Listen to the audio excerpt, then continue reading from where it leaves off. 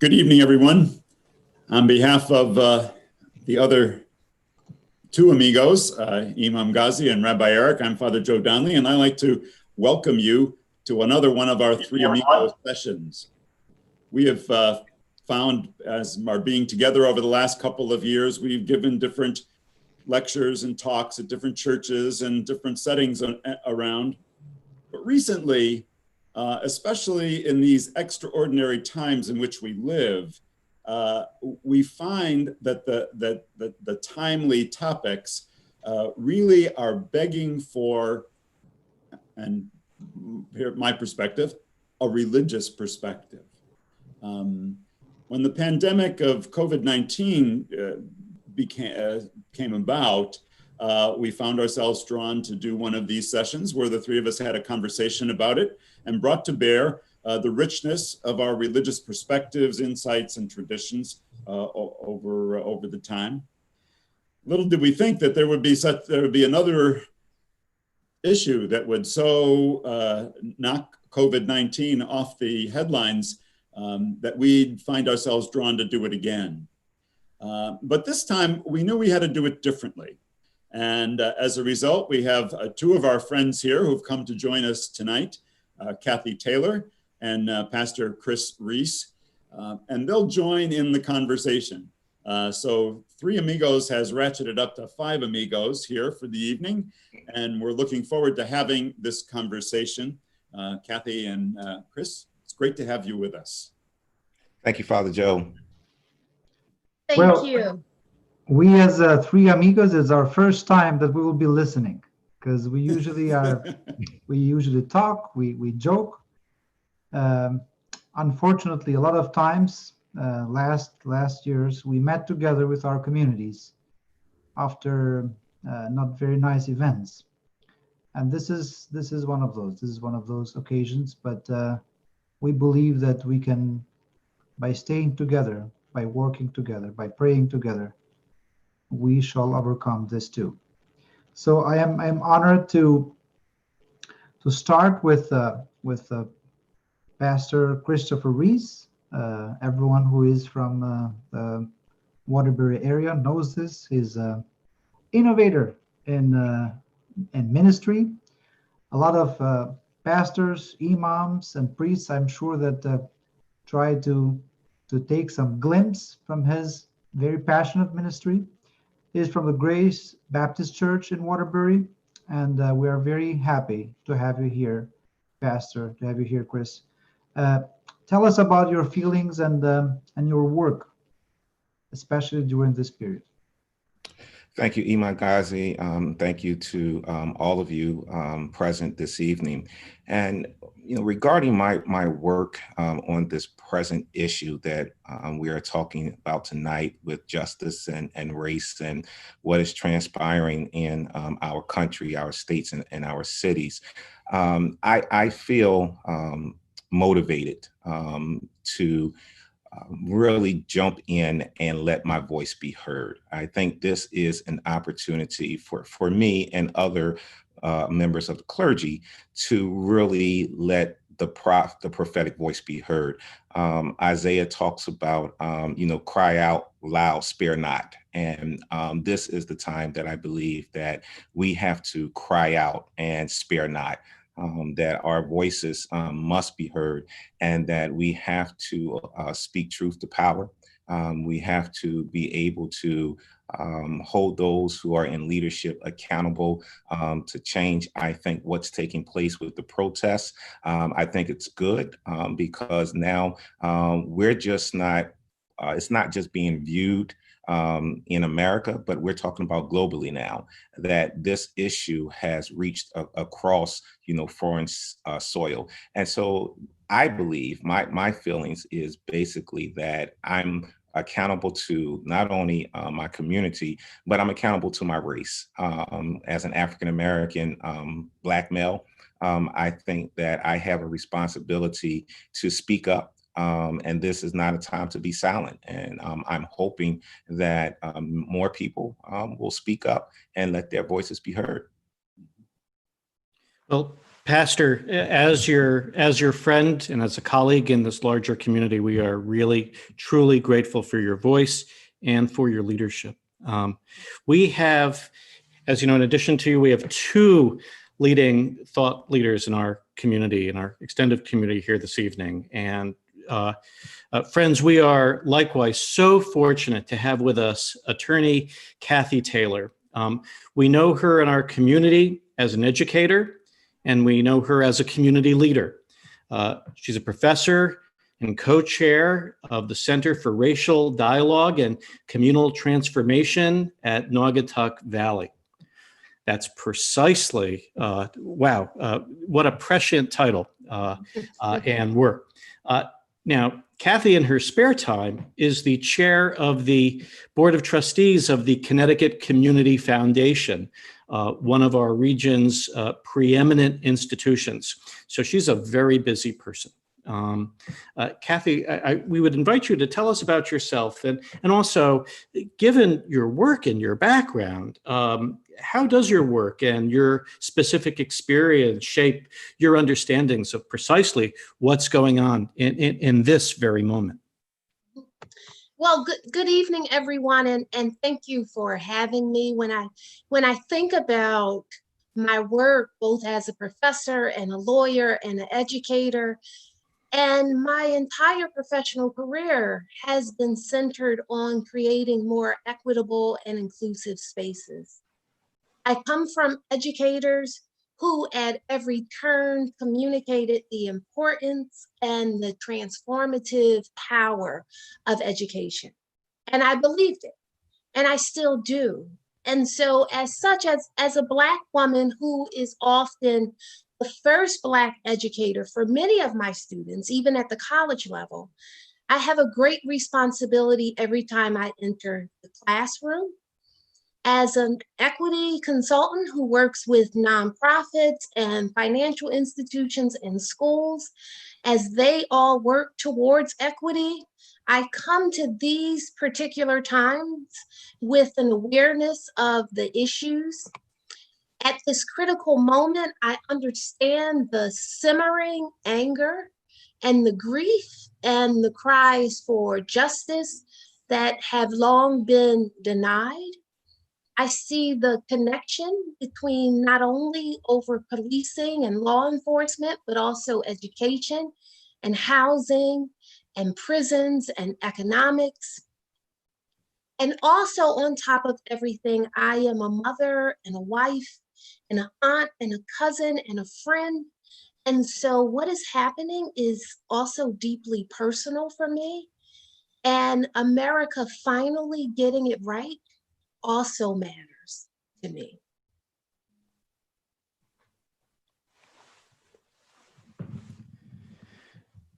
Well, thank you. And let me just also add, just as we begin our conversation, that what's striking to me is that the subject which we're talking about in terms of race and justice is not, and hope, it is not only a subject for Black America, it's a subject for all of America. And the issues raised are not just raised for the Black community. This is not the responsibility of just the Black community. This is the responsibility of all of America, of all of our community. And so I think that, as we begin, we have to begin with the awareness that this is not just about one segment of America. What's happening and felt by one segment of America is the responsibility of all of America. That's the very nature, obviously, of our country. I've been fascinated by the kinds of questions people ask about this experience. I think they were asking it about COVID-19, and they were asking it about the economic fall through there. But they're asking you about this, and they're all asking, the basic questions are questions of meaning. It's about meaning, and that's something that's shared by all of us. No matter what nationality or race we might be. These things are, again, certainly impacting our whole culture. Just again, as Chris made a reference to the protesters and the like. I mean, this is going on. You know, now we're into the third week of these protests. The staying power in past times has not been anything like this. So this is striking a very deep chord of all people, I think, in a particular way. And they're asking, what does it mean? What does it mean? And that to me, you know, brings in the language and perspective of religious faith. If I could, Rabbi Eric, to kind of piggyback off of Professor Taylor's comment regarding understanding the anger, because a lot of people that I've spoken to and I've received calls from my Caucasian brothers and sisters, and you know, Chris, you know, why is everyone so angry? You know, the rioting, the protesting, the looting, and as Professor Taylor indicated, you know, you're talking about 400 years plus of anger that's kind of embedded in the DNA of African Americans, and why I don't condone the looting and the rioting and the violence, but I understand the anger. And I think people have to look at this. It's not just what happened to George Floyd. It's not what happened to my Barry. It's not with Breonna Taylor. I mean, you can go back from, you know, to Rodney King, when, you know, that happened with him and the injustice that was served. And so this anger has been, you know, bottled. And I believe that, as you said, Father Joe, it's not just us as African Americans and Rabbi African Americans, but I think a lot of people are at this tipping point that enough is enough. And so I want to comment on the anger piece, because some people don't understand it, you know, why we as African Americans that, you know, we're so angry, because when we look at what we've gone through as a people over the years, you know, it's embedded in us. And I think that you also have to channel that anger in the right direction, though. Mm-hmm. I think, you know, it's okay to be angry, as Paul says, be angry and sin not. But I think that even in the midst of anger, we have to figure out how to channel that in the right direction. I completely agree with that. When I think about the anger and the simmering grief that often African Americans are grieving in a very public way in the country based off of things that have happened. And I was thinking, what made this case different? What made people think about what happened with the killing of George Floyd? Why was that different? And if you think about Arbery, who was jogging in Georgia, and Breonna Taylor, who was shot in her home, and then also thinking about Mr. Cooper, who was bird watching in Central Park, and you put all of that together at a time where we were quarantined since, at least here in Connecticut, since March 13th. And also shortly thereafter, maybe around the end of April, we started to hear about the disparities in terms of COVID-19. And you take all of these factors and you bring them together at a time where African Americans were dying at a disproportionately high rate from COVID-19. And now thinking about being killed while jogging, or having the police officers called when you're in Central Park. And so the sense of vulnerability that is felt in the community over the cumulative events that have taken place in the country. And events that have been really unresolved. They happen, they stir a certain amount of controversy, conversation, anger, and then it seems to pass on. So this is really a cumulative experience. that it's interesting that people aren't letting go of as quickly this time. I don't think you're going to have that this time, Father Joe. I don't think it's going to be after 2 weeks, it's just kind of, or 3 weeks, it's just going to, fade away. Because as Professor Taylor just said, it's a accumulation of things that has just been festering for a while.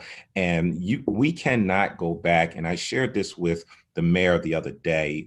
He had a community leaders call last Monday. And I shared with him, I said, you cannot have this call again because change has to come from this call.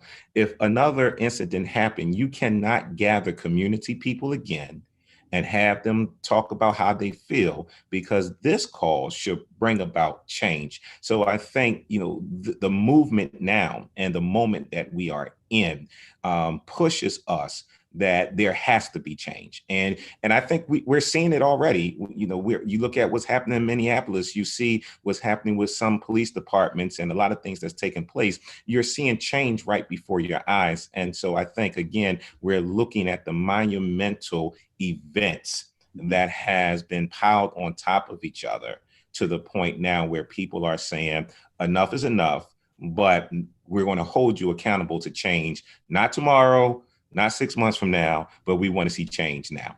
Right. Because I think that the $1 million question is how to change the racist, which is our neighbor, which is a clergy leader, which is a politician. And maybe that's a long-term work where everyone should be around the table and work on it. Because it's interesting, publicly, no one is saying that racism is nice. No one is saying that being racist is a good thing. But when it comes to the actions, to the next day actions, to the real attitude towards the different, towards the Jew, towards the Muslim, towards the Black, towards the Asian, towards the different. Maybe there is why the Three Amigos, the Interfaith Fellowship, the work that Kathy is doing there, the daily work, the 365 daily struggle, religious activism, maybe that is one of the things that we as a society, we should have part of our lives. Yeah. Imam Ghazi, I was thinking about your first question in terms of racism. And part of the problem with racism is how we define it. That's right. And so oftentimes we think of racism as someone in a white sheet and who's burning a cross. And so if that is our definition, if our definition is someone who doesn't want to sit next to us on the bus, then that definition is small.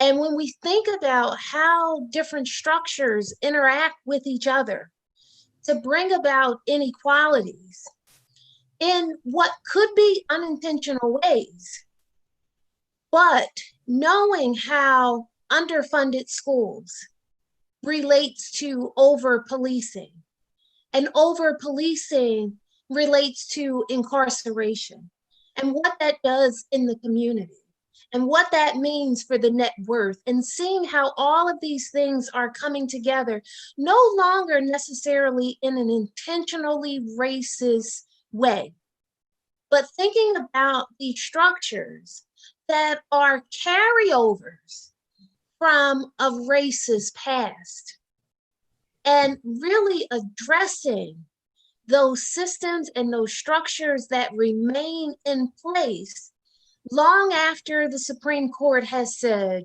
that intentional racism, discrimination is unconstitutional by state actors.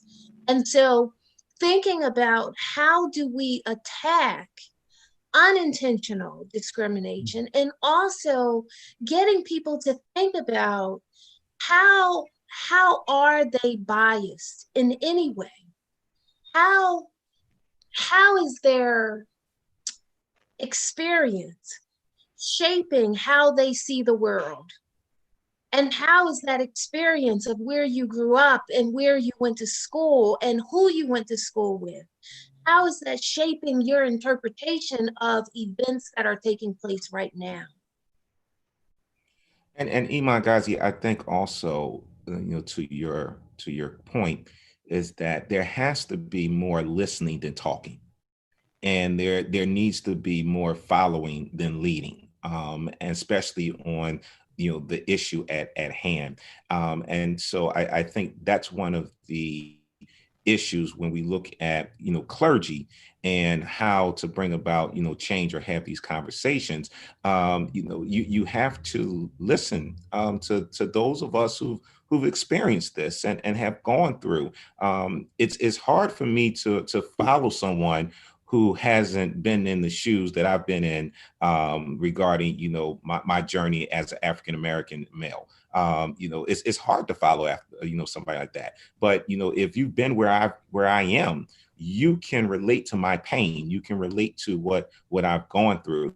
So I think we have to have an element of listening and not talking. These talking points is cute, but are you listening to what people are saying, the messages? These people who have protested for 14 days straight, they want America and the world to listen to the message that we're trying to convey to you.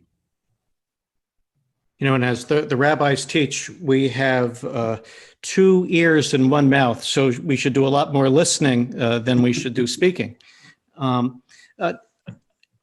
I was thinking about our conversation tonight, I went back. The mind immediately went back to when the Three Amigos were there with you, Pastor Reese, for Dr. King's birthday observance. And one of the things which we did is we sang "Lift Every Voice and Sing." And a phrase there all of a sudden hit me that that's something which is happening now. So I won't sing, and that's to everybody's benefit. But we have come treading our path through the blood of the slaughtered. I mean, that's literally what the last weeks have been, is precisely that. Yeah. And today and this week, we I think, as you've said, we all feel diminished by George Floyd's death, and this has become a phenomenon not only here in America; it's become an international phenomenon. And yet somehow there's also some hope here in the response to this atrocity, in that the protests have been so extremely inclusive. And the protests have reached beyond the African American community and to many, many people of goodwill, and particularly to the young. Certainly in this area, and if we look at what's happened in Southbury and in Woodbury and in Oxford, Newtown, we see the young people leading. And so that makes me hopeful for the future, because it seems that in public opinion has shifted. It has shifted so much that even those who 2 weeks ago would not talk about this issue are talking about how they're going to introduce legislation on this issue. Mm.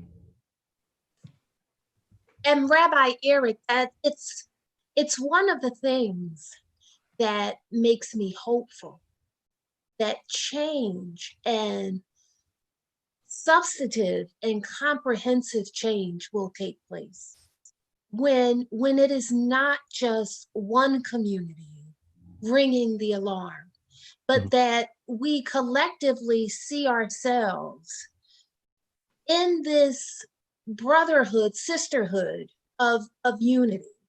And so that very first question, and I'm going back to Cain and Abel, and when God asked, "Are you your brother's keeper?" And so thinking about that sin that took place, and the answer, I'm assuming, is I am not my brother's keeper. And that has long been how we have operated. That so long as it did not directly impact me, that I was not concerned, and that is problematic. And so seeing groups that are multicultural, young and older, that is encouraging because it speaks to our collective interests in making sure that all of the systems that influence all of us are just and fair and equitable. And so despite the dark days of the last 2 weeks, I still remain hopeful when I look at the crowd, because so many are saying, I can see this in a way that we may not have seen with Michael Brown or Tamar Rice. But this is different. And so that is something to hold on to as a sign of hope. Yeah, and you know, in that text, Cain says, "Am I my brother's keeper?" And God does not respond to that question. He doesn't say, "Oh, but yes, you are." He says, the answer is you're the voice of your brother's bloods, plural, meaning that it's also those descendants who will not come, cries out to me from the ground. So the message is one of accountability. And what sort of we're looking for here as well is the message is one of accountability. And, you know, obviously it's accountability with our government, but I think Professor Taylor, the point which you're making is that it's also accountability for us as a society. Mm-hmm. It's not just one series of elected officials. We're talking about us as a larger entity. Yes. Right. And the fact that this group could come together in a time characterized fairly accurately as highly polarized, and then you have this mixed and diverse and multicultural group of people coming together and for the most part being purposeful about being peaceful and focused in their protests. I think there is, like Professor Taylor said, I think there's so much to be hopeful for if we can notice those things, but you have to listen. Going back to Pastor Reese again, you have to listen and pay attention to what you see. It's not just, oh, there it is again. No, there's more here. And it takes somewhat of a contemplative perspective to look and say, I noticed that. It's different now. And Professor Taylor, if we can, putting and in particularly what Pastor Reese said about anger, and I think that people get that, but I also think that there's a broader context which not everybody's so fully aware of, and you recently spoke about this at the Taft School, and you know, it said that history is what one age finds worthy of note in another. And so when we look to history, the question is always, what is it that we're remembering in history? Mm-hmm. And what is it that we're not remembering in history? Mm-hmm. And so as we look at this subject, what is the date which is important? What should we be remembering? And where has the context not really been, and quite deliberately, where has the context not been provided? Well, you know, Rabbi Eric, at the Taft School MLK event, really the inspiration behind my talk was both looking to Dr. King's last manuscript, but also looking to the 1619 series by the New York Times. And so in its inaugural piece, The Idea of America, Nicole Hannah-Jones, she comes along and she really does challenge how we think about the founding of our country, and more importantly, why it matters. And she encourages us to think about the enduring legacy of slavery and how our future has really a shared and violent past. And so thinking about that, the series really does reframe American history by considering what it would mean to regard 1619 as our nation's birth year and not 1776. And so in that piece, the New York Times convincingly argues, and I would recommend that everyone would go back to review that entire PDF of the 1619 series. But it really does argue that seeing 1619 as the nation's birth year requires all of us to place the consequences of slavery and the contributions of the formerly enslaved at the very center of the story that we tell ourselves about who we are as a country. And in comparison, by keeping with 1776, we get to gain a sense of pride and independence and of righteousness for fighting for and winning our freedom, thinking about the separations of power and the rule of law and the great principles of democracy. And so thinking about the words of our Constitution 11 years later, they are beautiful and the promises are grand. But at that talk, I really did make the argument that we lose something by keeping with the founding at 1776. And what we lose is 157 years of history. And that history is really grounded in reducing Africans to property. And so thinking about how Blacks were stripped of human and civil rights and how that was sanctioned and protected by institutions of government. And as I think about that, if we center the founding of our country in 1776, it allows us to really have a pride. Whereas if we center the founding of our country in 1619, it is a humbling thing to do. And then we begin to think about how is it that our founding was rooted in human pain? And when we think about it in that way, we recognize that racism was not a doctrine held by very few, but it was really at the root of the founding. And so therefore, we have to have an awareness and an education about the history of the country and the wealth of the country and how that wealth was gained and on whose back that wealth was built. And so we have to continually think about what do we lose by keeping with the tradition of 1776 and losing over 150 years of history that remains with us very much to this day. My grandmother, one of her favorite writers was J. California Cooper. And J. California Cooper wrote a book of short stories, and it's called The Future Has a Past.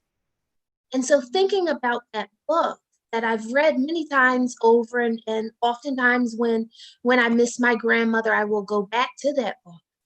But The Future Has a Past, that book immediately jumped off, the title rather, jumped off the shelf.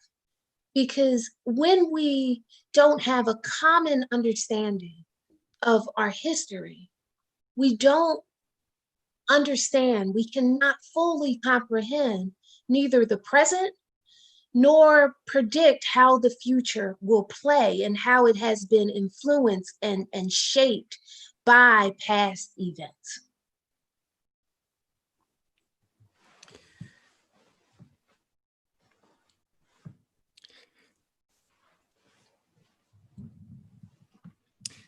So thank you, and indeed, yes, and I think that the past and future and they're linked together. One of the things which we've also heard in this debate is, well, that's ancient history. What does that have to do with today? We have to move beyond all of us in our own personal lives and in our own family lives. We know of the dynamics of what's happened within a generation or two and how that has influenced all of the decisions that we do and impacted the lives that we have. And somehow all of this American history just seems to be, it's all done. And I think that's precisely the point. And I would say, Rabbi Eric, it is really hugely problematic when we think that because intentional racist systems have been semi-addressed by the Supreme Court, that we think that there is no longer any type of consequence. So one of the things when I'm teaching principles of real estate, and I'm talking about redlining and the practice of not lending to African Americans. And I think about my grandfather who fought in World War II. And thinking about versions of the GI Bill for him to buy into, let's say, Levittown would not be feasible at that time when him and my grandmother were buying a home. And so you would think, well, my husband and I can buy a home now. And yet, what are the lingering consequences of my grandfather not being able to buy a home? Because if we look at Levittown now, where returning servicemen were able to buy homes for $7,000 to $10,000. And now those same homes are worth $300,000 to $400,000. That explains the gaps in net worth that linger and persist now. And so if we even look at redlining in Hartford or Waterbury or Boston, and we know there is still discriminatory lending practices. So if we look at a red line map of major cities, you will also see that in 2020, those areas are still blighted from the lack of economic investment and development. And so those times are not very long ago. Right. So Pastor, sort of the big question. So with your theological vision, how do we get from here to there, to where we really need to be? How do we go about doing that? You know, Paul says in 1 Corinthians chapter 12 that there's one body and there's many members in that one body. And in order for us to get there, we have to understand that we're one body, we're one country.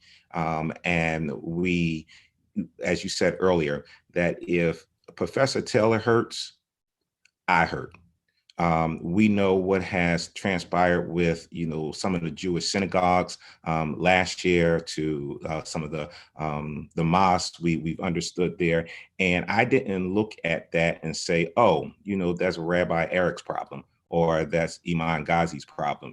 I'm over here, it didn't happen. I hurt just as much as you hurt when crisis came your way. And I think if we're going to get to that next place, there has to be the understanding of oneness. And we're lacking that voice of bringing a oneness. We're not getting it from the White House. In this time, our commander in chief should be bringing unity, and that's not happening. And so we need that voice to remind us that we are one. And that's how I look at it. For me, my faith teaches me that, Christ was compassionate on everybody that he met.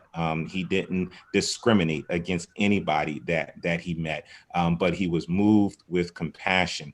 And I think that's what you're seeing now. You're seeing people being moved with compassion. As you said, not just to African Americans, not just to Hispanics, but move with compassion, as Father Joe says, in humanity. I mean, it's the humane thing to do, and for some reason, the simple basics are not being applied. Love, grace, mercy, kindness, gentleness, those simple things that we are taught to do as a child. When I was a toddler, growing up, my grandmother taught me, you always say thank you. You always use manners. You always respect people. You always, respect adults. You try to treat people nice. Like, that's taught as a child. And so when I got older, I teach the same principles to my children. So a lot of, what we know and what we understand is how we are taught. I believe, racism is taught. It's learned behavior. It's things that have been taught and learned over. I can tell my children don't like white people. I can teach them that. Okay. I can hit it, over their head over and over. When you see a white person, you don't like them. You act a certain way. But when they get into school and there's, their classmates are of different colors and they're playing and interacting, then I taught them a behavior of hate. The school is teaching them a behavior of friendship and kindness and compassion. And so there's a conflict there. So I believe, again, and it's my personal belief, that some things are just taught. And if we're going to get to the next level, we have to understand that it's not about one individual, it's not about one group of people, it's about all of us, because all of us, when that 75-year-old man fell, was pushed, and he laid on that sidewalk and blood started coming out of his head, and you had police officers walking past him, I felt that. I felt that. I saw that pain. I can't look at George Floyd's video anymore. I can't, because it's just an execution that was live on social media. So that pain is there. So I think, Rabbi, to your question, it's the oneness. Is that looking at the fact that there's a oneness that has to be reiterated in our country. There is a very famous speech of Prophet Muhammad. It's called the farewell speech, the last public speech in front of 100,000 people. And there is something important there where he says that all mankind is from Adam and Eve, and an Arab has no superiority over a non-Arab, or the non-Arab has any superiority over an Arab. So also he says that a white has no superiority over a black, nor a black has any superiority over a white, except by piety and good action. He relates any type of racism, prejudice, related on color, on race, with ignorance. Do you see, especially both of you, because you're both part of the community, you see the community from close, part of the schools, universities. Do you see that ignorance is there when it comes to racism? Is it something that we might start somewhere, and education is one of them? I'll yield to Professor Taylor and come. Yeah, so I certainly see, thank you for that, Pastor Reese. I certainly see an avoidance from some to engage in the conversation. And I also understand that, because particularly in the African American community, it can be quite painful. And so choosing to look away can become a coping mechanism. And yet we also know that not everyone needs to. It's nice that we have a lot of people on board who are talking about it and protesting, but we also know that not everyone needs to be on board. A committed group can certainly change structures and systems that are in place.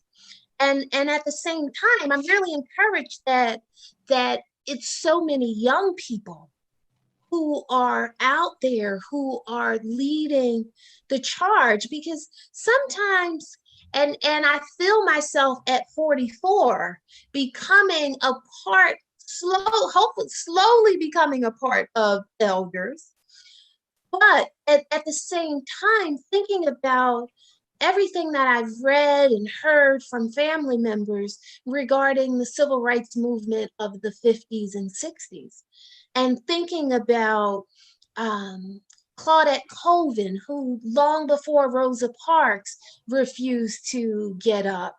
Claudette refused to get up at 15, and young freshmen in college deciding to do a sit-in at Woolworths. And so really the courage of the youth to go out there and sometimes defy the parents and the elders, because when I think about Ruby Bridges' story of sitting in that classroom for first grade and essentially being by herself, where so many families took their children out. And so we have a northerner, a do-gooder who comes and she teaches Ruby Bridges for that year. What we don't often hear about in the retelling of that story is that her family was evicted from where they lived. Her father lost his job. And so for some, it is a history. It is a legacy of what could potentially happen should you step out and speak. And so I want to come from this angle, Imam Ghazi, regarding is there an ignorance there? And yes, I do believe it's there. I agree with Professor Taylor that there's an avoidance there as well. And wrapping my mind around what has transpired with the protests, and I have to kind of go there with my point, that I've seen, as Rabbi said, it's been inclusive protests, people of many colors, different backgrounds, young, old, everybody in between. And what I would say to, my white brothers and sisters, where there is an ignorance, but those who are marching and protesting that are white, that you have an opportunity, because you can change the circle of influence that you are a part of. So if you're marching and you're standing with us, and if there's ignorance or avoidance in your circle of influence, then you have a responsibility to go back and educate and talk to the people in your circle. You think about, being, white in America, think about all the things that you got away with, and if you was Black, would you gotten away, with those things? If you were pulled over and, you didn't go through what a Black person went through, the things that you've done. And if you were a Black person, would you have gotten away with the things that you gotten away with because, white privilege? And so I think, you from my standpoint is that, you have to go back and you have to challenge the people in your circle to educate them on, why, Black and brown people, feel the way they feel. They act the way they act. So it's okay that you're protesting and marching with us. But when the protests and march is over, your greatest challenge is to go back you know, to your family, where your generations have, you know, kept pushing racism and, you know, kept pushing this envelope. And so now you have a chance to tear up the envelope. And so I'm hoping, you know, that ignorance and avoidance, that it will begin to turn, but, you know, it will have to come from that side. Perhaps there is here a special opportunity, which the protests will, piggybacking on Pastor's point, Rabbi says piggyback, that perhaps there is an opportunity here, which can lead also all of us in sort of deeper conversation. And in thinking about Professor Taylor's comments, there's this very short little story. It's a Hasidic tale. And one man asks his friend, he says, "Do you love me?" And the friend says, "Of course I love you." And then he says, "Do you know what hurts me?" And the friend says, "How will I know what hurts you?" And he says, "Well, if you don't know what hurts me, how do you love me? How can you really love me?" So in having the conversation that I think the next level of conversation that we need to have in all of its depth, that can be uncomfortable. And so the discomfort in that can be overcome, as I see it, through as we're grace and compassion and understanding on both sides. And that's really what we need. And so the question is, can this dynamic be utilized in such a way which leads us to, through education, to those other conversations, which far too often do not happen because our community is far too siloed in general. I would say absolutely. The need to be able to push through our own discomfort. So we know the stages of group formation. We know you have to go through storming to get to forming. We're aware of that.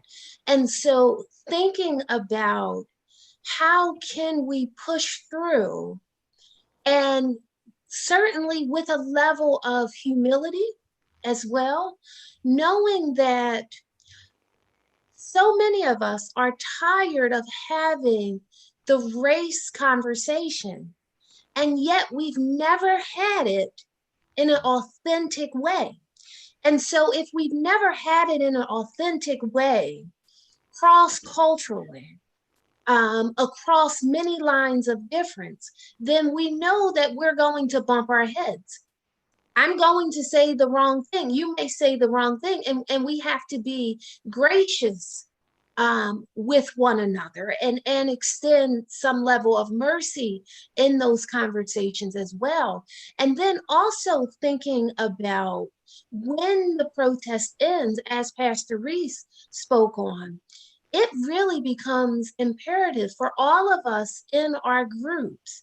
Sometimes I will hear things that are privy to me as an African American because I'm in the same group.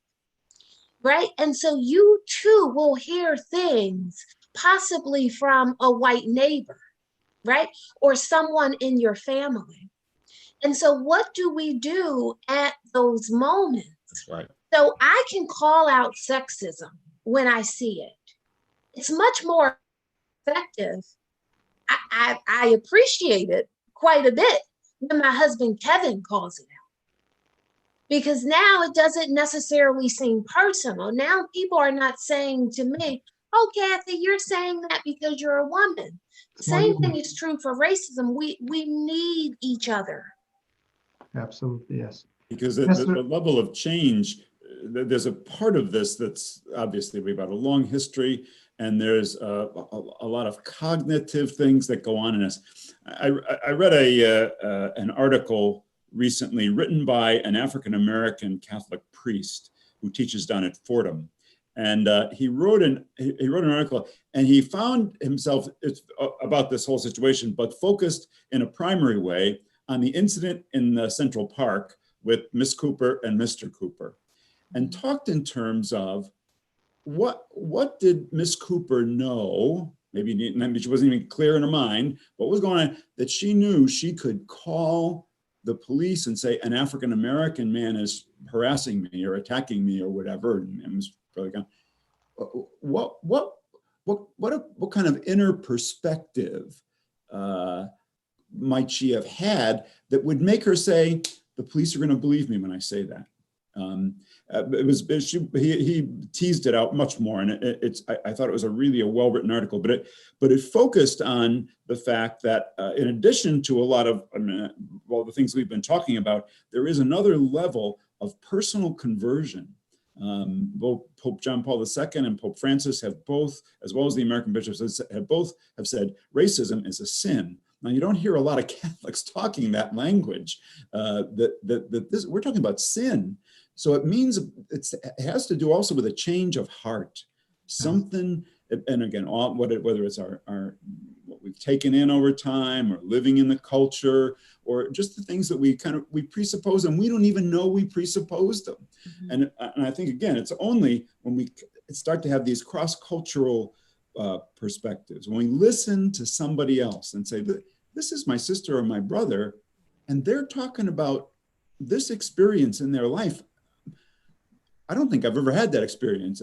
Can I help? Can I listen? And there we go again, Chris, with the listening, close enough to say, I can appreciate and understand that perspective of my African-American friend here who's speaking this, that, or the other thing. I think there are so many layers to this. And granted, again, it goes back 400 years. So small wonder, huh? Mm-hmm. Father Joe, if I can,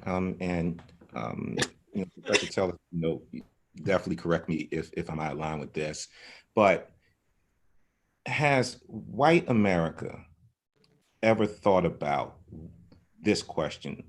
Why does the African American have to always be re-identified? And I say this, I raise the question, we're the only race that has had name changes over the years. White America, just white, Asian, but we've been African Americans, we've been Black Americans, we've been Black, we've been Negro, white America has always looked to re-identify us as a people, and changing our names, down through history.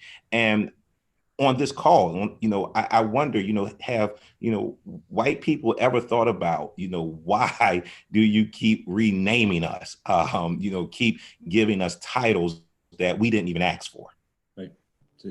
Well, this white American has never heard that perspective, and that's why a conversation like this, even to hear, you notice that as an African American in the culture and experiencing, and it would be something that we wouldn't notice. So, I think that's where, again, the cross-cultural conversations are so important, to listen to other people. Pastor Reese and Kathy, before I read some comments, because we have a lot of comments. We have more than 240 people watching live us now.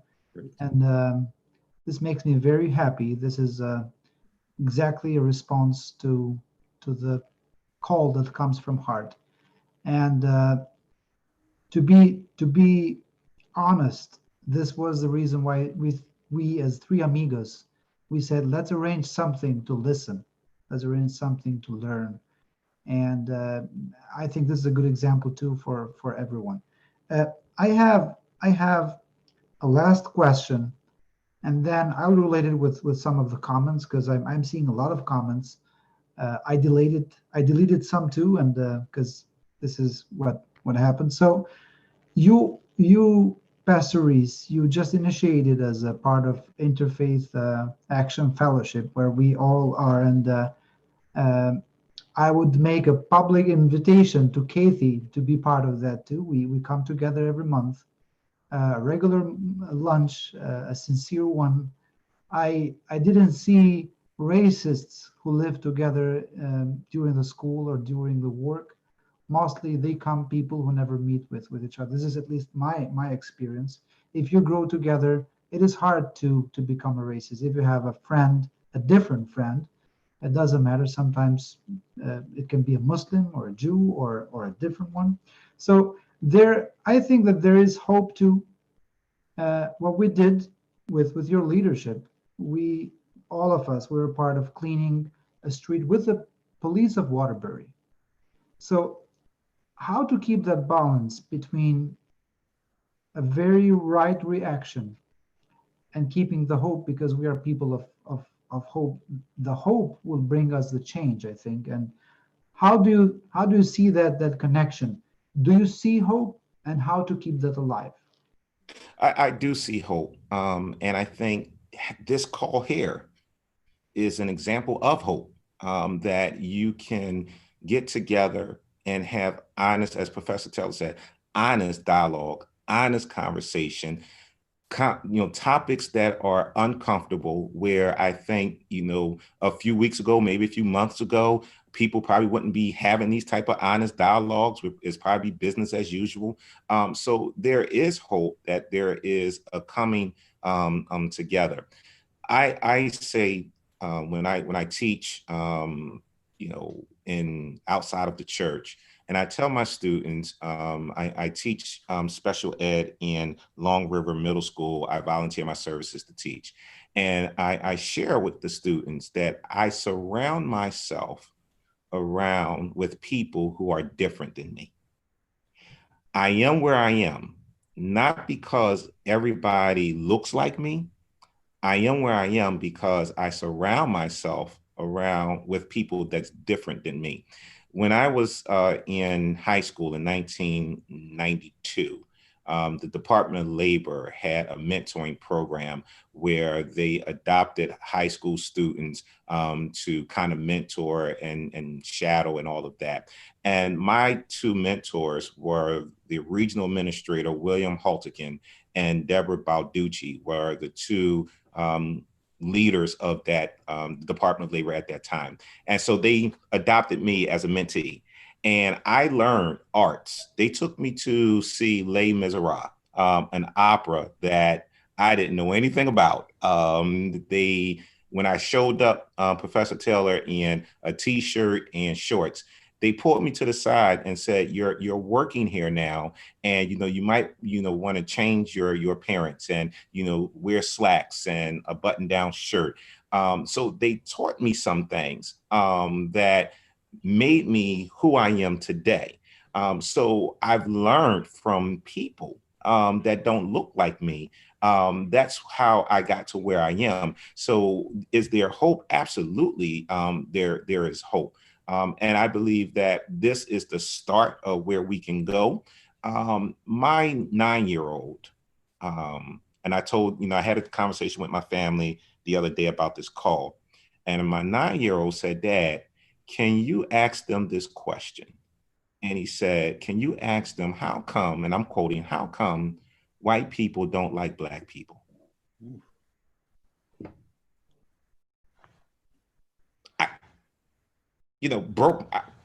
Professor, I had no response. Mm-hmm. A 9-year-old raising that kind of question for me to ask on this platform, to come back with an answer. Mm-hmm. I cannot come back. I couldn't answer that question, Rabbi.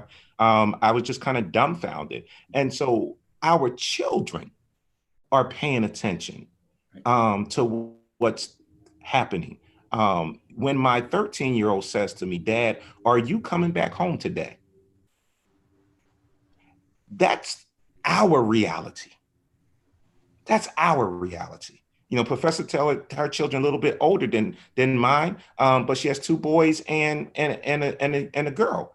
And even though they're very educated, very articulate, very smart, and all of that, but when they step outside their home, they're not viewed based off of intelligence and where they come from. They're viewed by their skin color. And as the mayor of Minneapolis say, being Black should not be a death sentence. Wow. Yeah.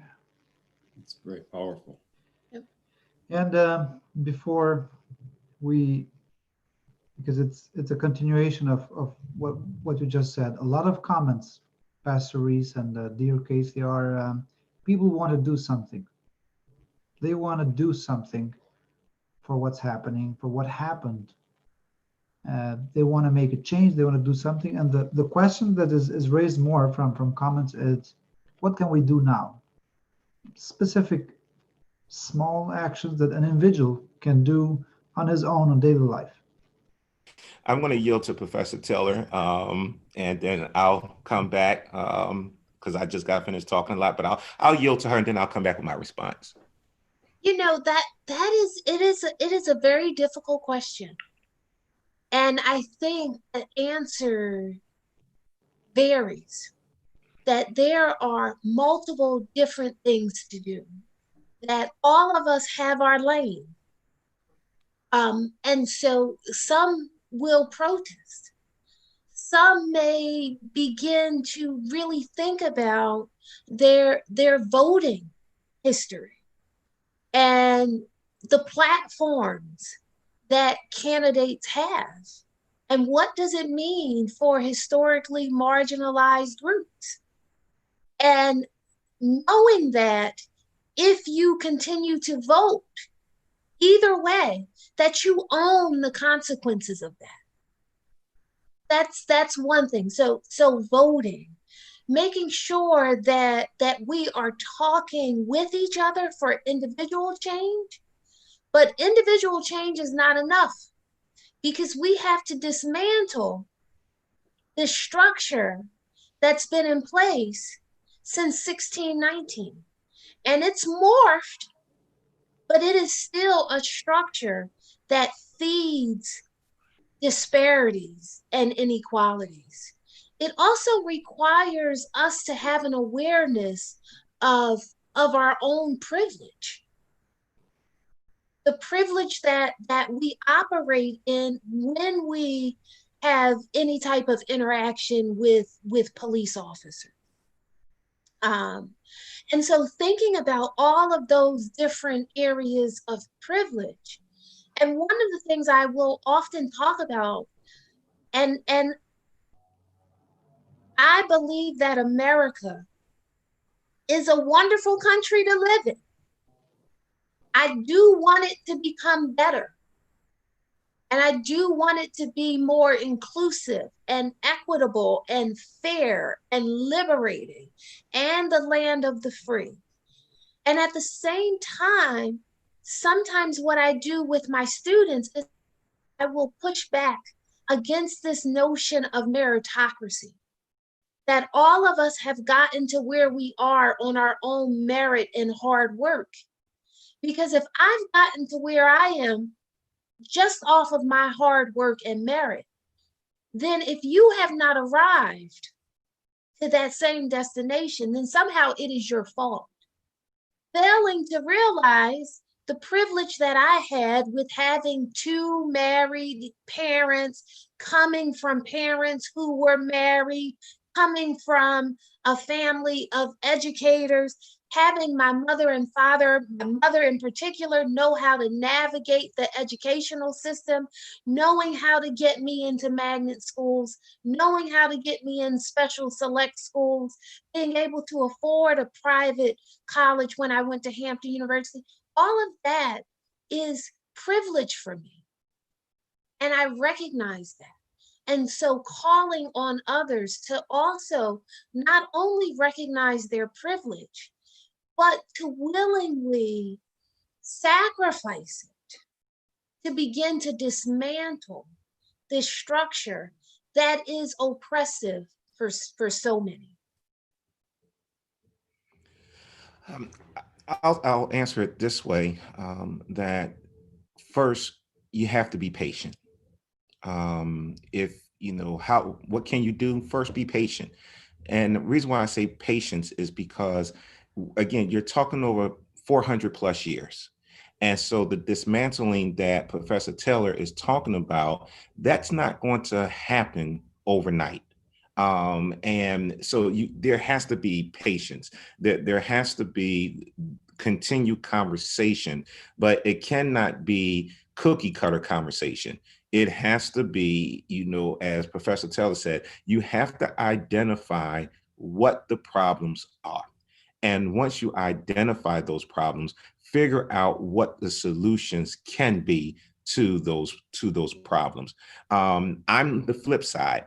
I didn't have both parents when I grew up. My mother raised, 3 boys by herself. My grandparents, were active in our lives. I didn't have anyone advocating, for me. My mother got cancer at the age of 14. And so I lived from one house to another house between my aunts and all of that. But I had people in my community. I had neighbors. I had teachers who cared, not just for a paycheck, but I had teachers who cared. And, I made the decision that I wanted to better myself. That was the decision that I made, that I went to school. I went to college. I was the first one in my family, on the children's side to graduate high school, to graduate college, to have multiple degrees, to get married. Those were the decisions that I made, but I didn't do it by myself.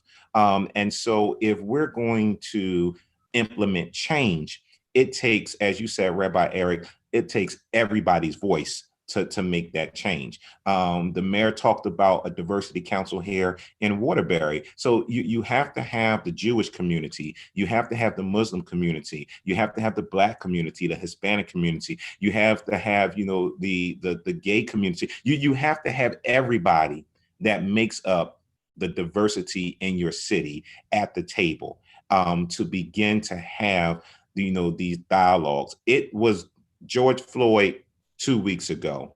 It could be somebody in your synagogue, in your mosque, in your parish next week. And so, again, what do we do, to continue the conversation? How do we set the agenda to make change? How do we hold the police department accountable? How do we hold the mayor accountable? Al Sharpton said this, and I thought he was very on point last week when he gave the first eulogy of George Floyd. And he says, we couldn't breathe for a long time. Because, white America or, white people had been having their knees on our neck. And he said, it's time that we put our knee on their necks and don't let up until, change comes. So I think, we have to get into the room, and we have to have this honest dialogue, and we have to set an agenda. But again, I think patience is the key. Listening, patience, compassion, love. I think that's the key to change. And I think money can't do it. Money will help, programs and all of that. But I don't want people to be throwing money at me to say, okay, well, here's some money, do something with change. No, that's not the answer. That's not, you can't buy me. Don't try to buy us. The fact of the matter is, if you have power to make policy change, and I agree with Professor Taylor, we have to stop just voting any and everybody in. You have to vet these candidates. You have to find out what their policy is and what they stand for and all of that. And so just because I'm Black, I should vote Democratic. No, I'm going to vote, for the best qualified candidate. That's how I vote. As an HR professional, I just didn't hire anybody into the role. My hiring manager said, hire us the best qualified candidate for our company. And so voting is key. Voting is key. And we just can't just keep voting any and everybody in that don't represent our agenda. And I think we have to continually come up with ways of strengthening the alliance. And I have 2 thoughts on that. And I know I'm trying to listen. They say, well, the rabbi always listens with his mouth open, but the Ghazi's laughing. But it seems to me that we, meaning the white community, still owe Pastor Chris's son a better explanation, which is that there are, which can't just be words. It has to be ongoing deeds. That there are allies, and that the community is not alone. And it seems to me that one of the challenges, particularly since the religious community, which has some organization, but needs to be far further organized, and it needs to be far more robust. We all know the problems which religious institutions are having, but we specifically speak to this moment. I know the texts, we have the same texts, Ghazi has very similar texts. Do not harden your heart. Don't shut out your kinsmen. It's God who is there to, lift the yoke and make people stand up, walk erect. Mm-hmm. So that's our vision. So the more, and again, as we search for what this conversation has to be, I'm not unsurprised that the conversation is coming out of us who are all members of faith communities. That's part of the grounding which we need right here. Rabbi, the church, and when I say church, I'm speaking inclusive here, has always been in the forefront to change. It has always been, clergy who have rallied together and led, America led in change. So I'm not surprised that we're on this call because this has been our commission. This is what we're commissioned to do, and so despite our religious differences, we all have the same thing in common, and that's love for our fellow man. Yeah. That's the truth. And I really think appreciate the audience that we've gathered tonight, for instance, we don't even know who these folks are. I think, Ghazi, you said 240 people on there, or 250 now, 250. And I will read some comments as I speak. But the fact, when people say, "What can we do?" Well, take an hour and a half Tuesday night and listen to something like this, or read a book, or reach out to your neighbor who's of another race, who lives down the street from you, who you have never done more than wave. I think there are, on a personal level, people need, as well as more organized structures, people need to put themselves out there to take that chance. And I think, people who've tuned in for this tonight and are sitting here and following this conversation, that's a perfect example of, okay, let me listen and see how that touches my heart or changes my perspective. So some of the comments before we kind of we're close to concluding this wonderful conversation. I am so glad you're able to continue this conversation. They are so important, from Judy. Zita, thank you, amigos. We need you. We need you all. We need our friends too. And today's topic is we're starting a new conversation area called the Three Amigos and Friends. Looking forward to the next one. Hi, everyone. Lori, good evening to all. Looking forward to the conversation. Such an important, timely topic. What can we do as part of the elderly community to help? I think we need a second one, because we have a lot of good questions, a lot of good comments. We are so saddened by the pain and sadness we see, says Carol Bates. Hello all, hi amigos, from Dr. Ariat. God bless you all, from different friends. Such an important talk. There are a lot of comments mentioning the timing importance, that it is the time to do something. And what Professor Taylor said was very important. Everyone has a kind of light, and everyone is like, let's do something according to our possibilities. No one is born racist. It stops being acted out when it stops being told, from L.A. Jackson. Absolutely, yes. And Pastor Reese just mentioned that, and all the speakers.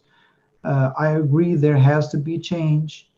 What change would you recommend for Waterbury? What about surrounding towns? It's a question. I think that another one would be very important to just continue this. And why not maybe making a specific topic, an action plan, doing something for the community. We might do a conversation just for that one, with a specific engagement plan, with a specific area, maybe Waterbury or another one. It is important that we talk what we can do, and going forward, we have the obligation to work for change and reclaim a sense of justice and equality in our society, says Hash Summer. Thank you. A lot of comments again. Understanding the past is very important, says another one. Racism, it is an issue, or it is a concept. Why does it seem we can learn from our mistakes? A very good question. That's a $1 million question. We have that in the very every area, from Kathleen Beck. Summer, the challenge for the Three Amigos is to affirm in their communities a commitment to understand racism as a pandemic which needs to be cured, a cure that each and every American can help overcome. Thank you very much, Mr. Summer.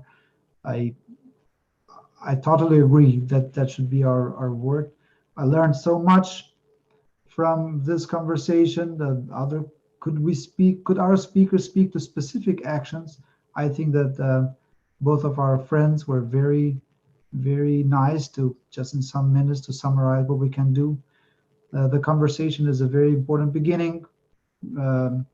Thank you to all. Wonderful conversation from Martha Bernstein, Kimberly Ellerby. This was a great discussion. It is important to keep the conversation going and to identify specific actions. Again, as you, my two amigos and my two friends, I think that there is an agreement that we should find some, actually we should start with specific actions, with specific projects. But as Pastor Reese point out, there are things which are not concluded with just one, with money or with one specific part, but we need a daily basis actions. A lot of good comments. Please talk more about what we can do before November. Another one is, it's a very nice one. I was watching, and this, let it be because there are a lot of comments. I might say that this is a record of comments. And probably every one of you might go after and read, and a lot of friends watching, a lot of friends sharing our thoughts and our prayers. And how did I come from watching anime to watching this? Very nice, very good. You came to the right place. God loves you. And yes, thank you for information. I'll close with this proactive, productive, a very productive conversation.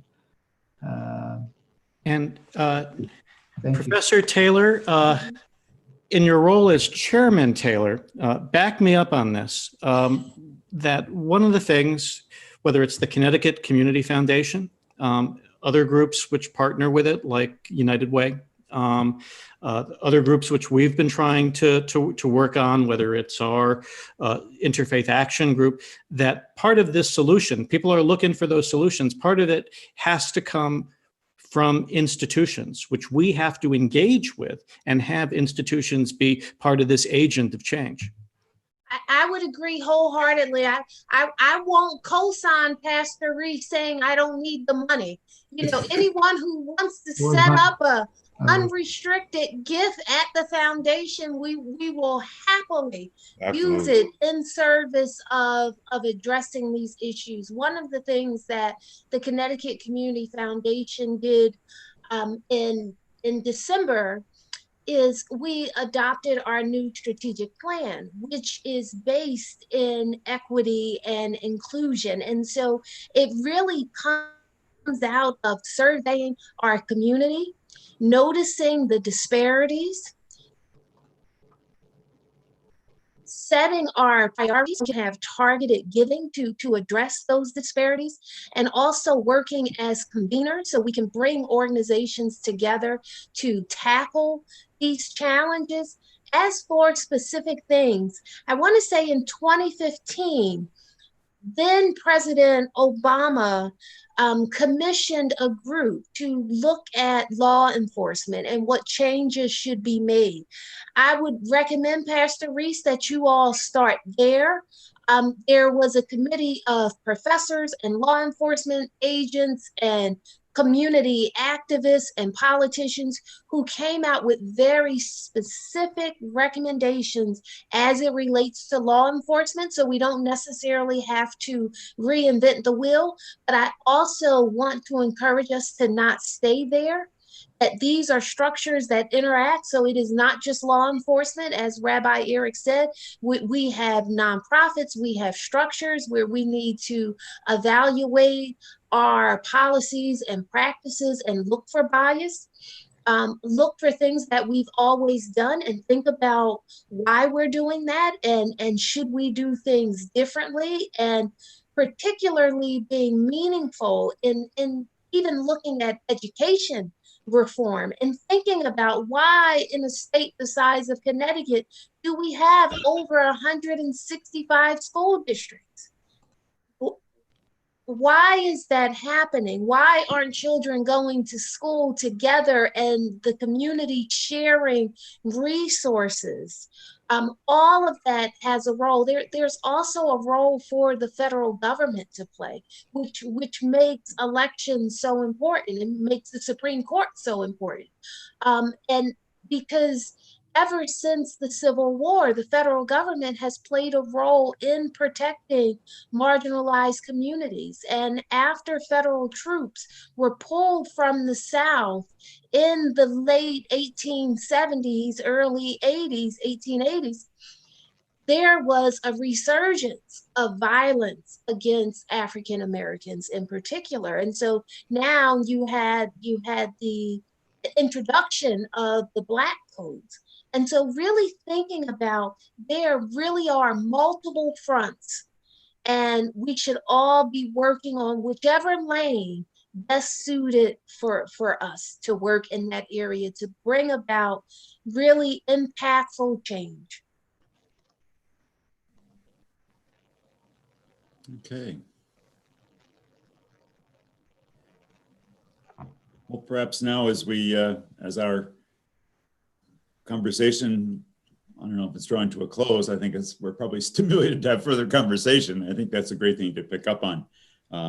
We just commend to all our viewers the YouTube channel of Three Amigos CT.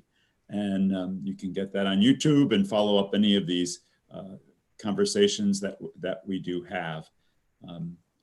We're very, very grateful for Pastor Reese and Professor Taylor for being with us tonight. In a particular way, you bring a perspective, obviously, that the three of us could not have done on our own. And I think the media becomes the message. It's in these kinds of conversations, this listening to one another, especially to one another's experience and the like, that we can really move forward.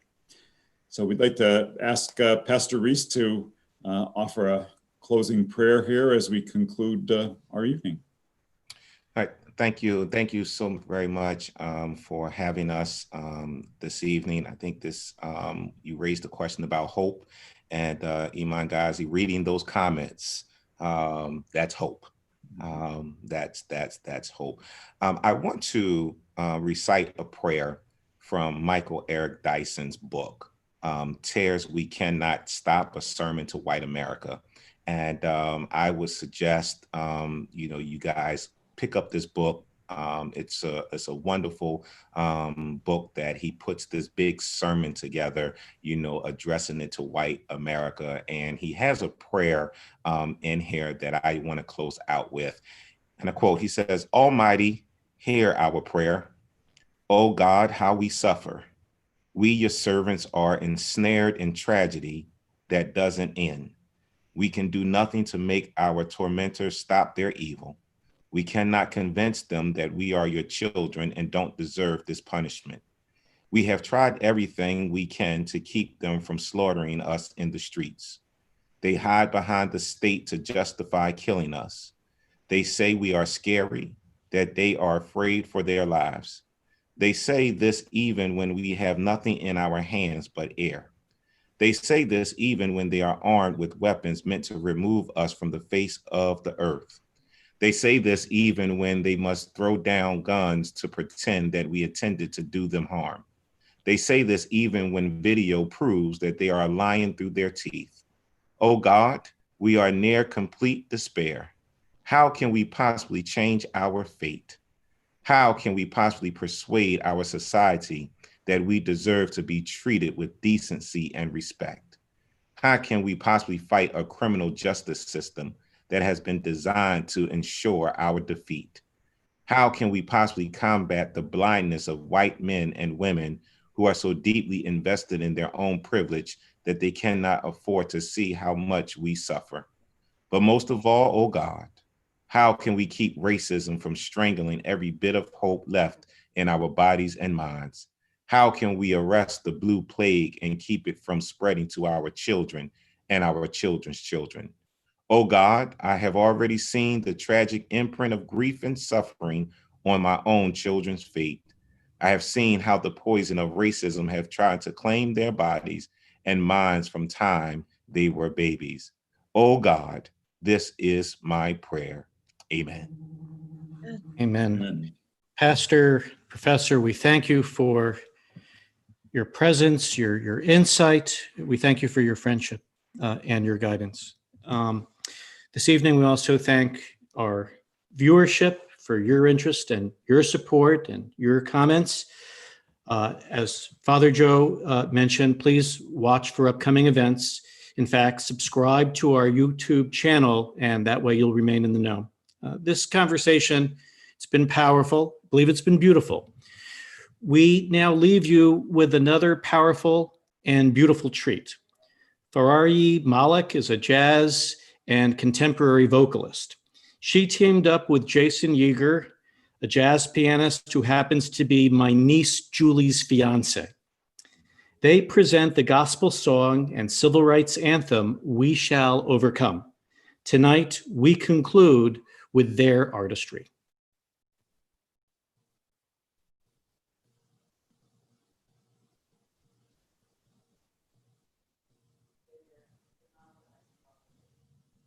We shall overcome. We shall overcome.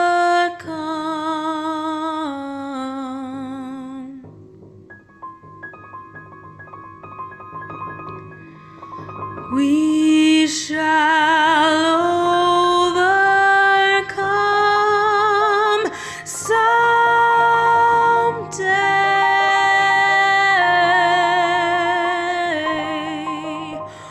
Oh, deep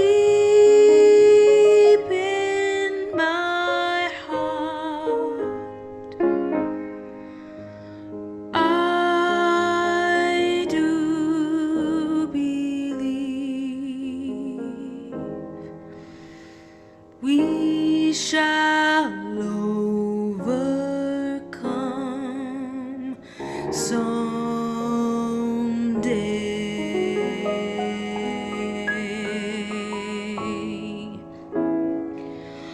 We shall live in peace. We shall live in peace. We shall live in peace someday.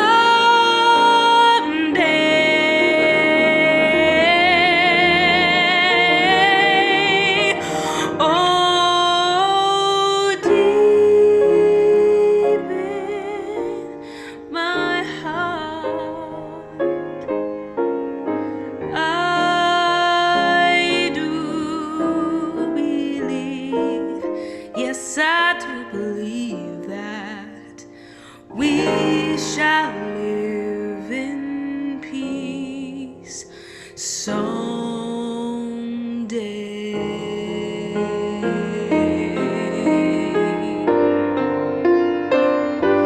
We are not afraid.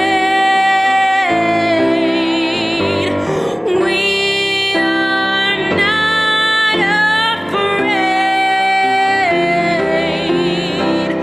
We are not afraid today.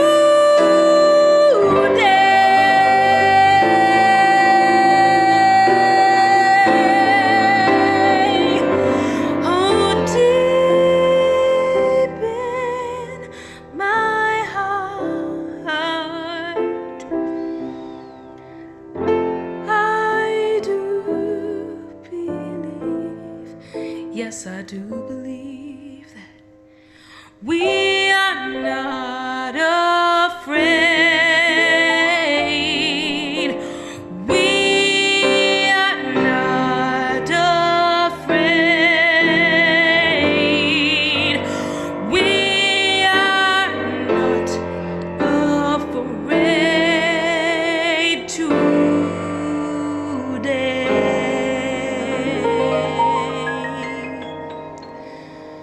Amen.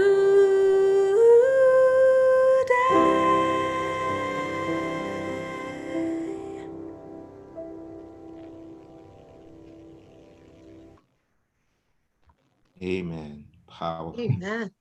Powerful. There's Peace. your hope. Peace to everyone. Peace, yes. Thank you. Good night. Wonderful, what a wonderful conversation.